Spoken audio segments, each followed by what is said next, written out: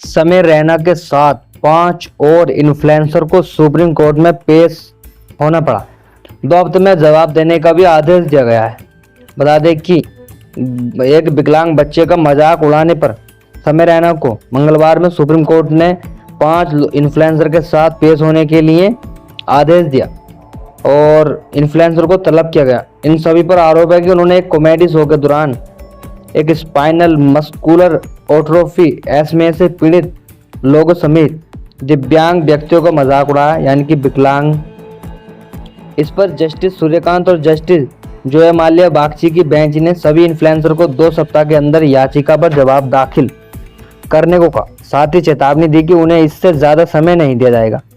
Supreme court ने यह भी स्पष्ट किया कि अगली सुनवाई में सभी इन्फ्लुएंसर की उपस्थिति जरूरी है और उसका पालन भी करना गंभीरता से है। वही इन्फ्लुएंसर सोनाली ठक्कर को फिजिकल कंडीशन के कारण अगली सुनवाई में वर्चुअल रूप से उपस्थित होने की अनुमति दी गई है। बेंच ने अटॉर्नी जनरल आर वेंकटर मणि को सोशल मीडिया के लिए गाइडलाइन पर काम करने का आदेश दिया, जो फ्रीडम ऑफ स्पीच और दूसरों के अधिकारी को और सम्मान के बीच संतुलन बनाए रखें। कोर्ट ने इस पर बात जोर दिया कि अभिव्यक्ति की आज़ादी मौलिक है, लेकिन यह दूसरों के अधिकारी के हनन की कीमत पर नहीं है। अदालत ने ऐसे दिशा निर्देशों को लागू करने की चुनौती पर भी ध्यान दिलाया है।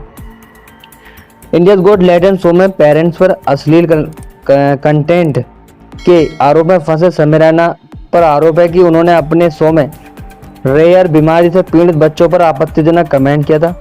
उन पर यह आरोप cure SMA foundation of India की तरफ से लगाया गया था।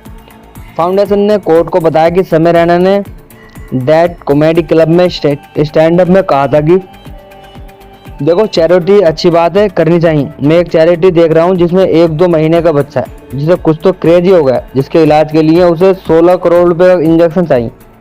समय ने शो में बैठी एक महिला से सवाल किया था कि मैम, आप बताइए, अगर आप वो माँ होती और आपके बैंक में 16 करोड़ रुपए आ जाते एक बार, तो आप अपने पति को देखकर बोलती ना कि महंगाई बढ़ रही है, क्योंकि कोई गारंटी नहीं है कि वो बच्चा उस इंजेक्शन के बाद भी बचेगा, मर भी सकता है। सोचो, इंजेक्शन के बाद मर गया, उससे भी खराब सोचो कि 16 करोड़ के इंजेक्शन के बाद बच्चा बच गया, फिर बड़ा होकर बोले कि मैं पोर्ट बनना चाहता हूँ।